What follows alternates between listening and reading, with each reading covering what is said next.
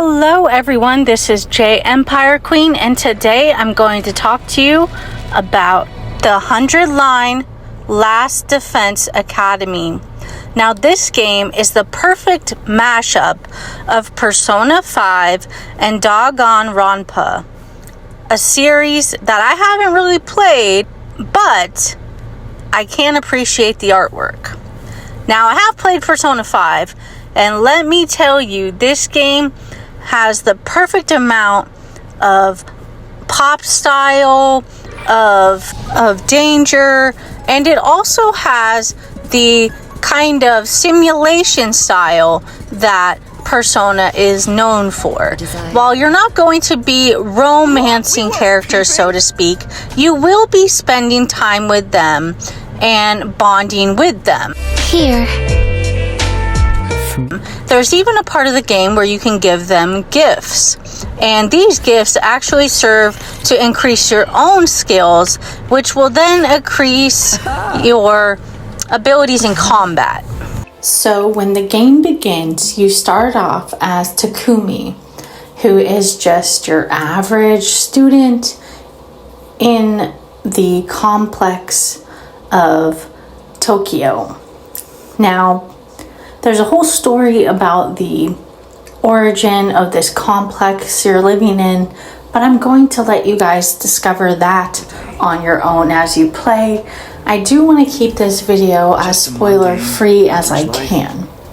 So Takumi and Karua end up, they're caught up in these alarm systems. That means there's some danger presenting a threat to the complex. Well, usually they're false alarms, but this one turns out to be real, and Takumi encounters creatures the likes of which he's never seen before. This is a far cry from the ordinary life he thought he would always live. Nothing ever happens to me. Each day is just like the day before and the day before that. Back there.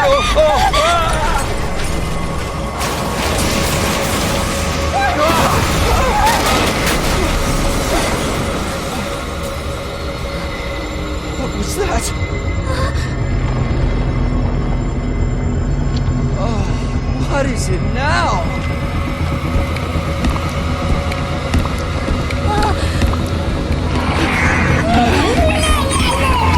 Come on, let's get out of here!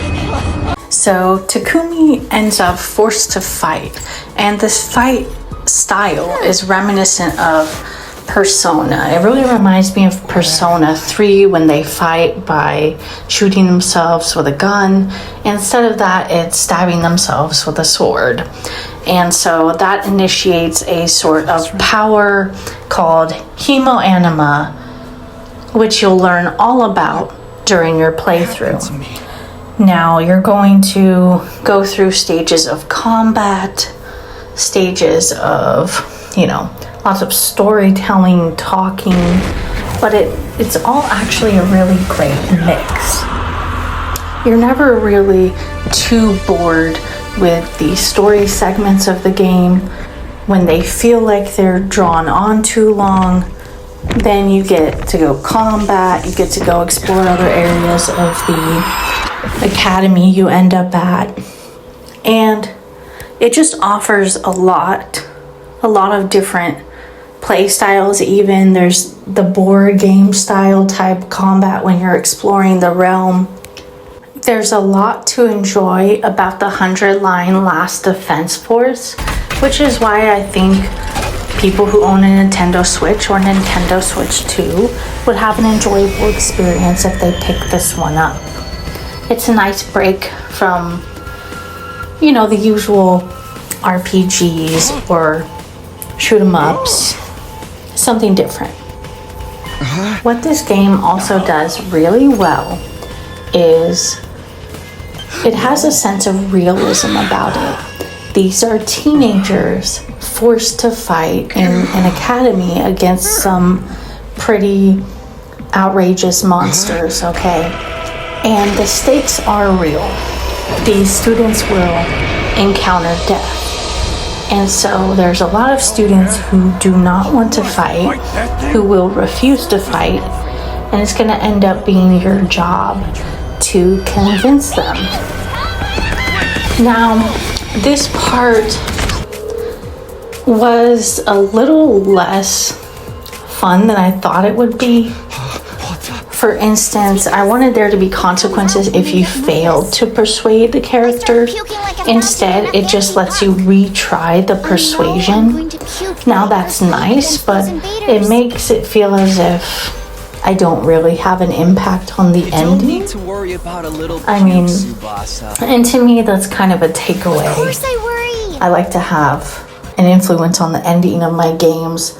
I like to make choices and feel like they have an impact. And with the persuasions, you really don't. Despite that, I really like the characters in the game. There's a lot of variety. They're not just your standard, archetypes. There's a main character that's actually pretty cool. And you have some very unique characters, which are a nice break from all the doom. You have a lot of comedic characters, a lot of funny moments too. There's a lot of mysteries to discover in the Last Defense Academy. You're going to be very surprised with some of the twists and turns, and that's going to keep you playing. Why are you both acting so flustered? Does my body really unsettle you that much? Overall, the game is just really well fleshed out. Combat is smooth, it's fun, it's also challenging at times. You've got relationship building, which is not focused on the romantic, but it's focused on friendship and strengthening your abilities. You've got lots of different elements that seem to blend together seamlessly. You've got some side-scrolling elements. You've got kind of this world exploring over the board game type map. And you've got, of course, the kind of visual novel style. And it all blends together in a way that I wish other games did. It just really makes for a game that you can return to, after a long day. You can come back and be excited to find out what's going on next. You've got simple but nice menu systems, detailed bonding systems that give you hints as what to give your friends in the compound. Overall, I would give this game a score of a 7 out of 10. It's got some flaws, some things that I think could have been a little less repetitive, as far as like the morning and nighttime announcements. You have to hear that every day for 100 days. But in the end, this game is just fun. Please remember to like, subscribe, and comment on my videos. Thank you. Have a great day.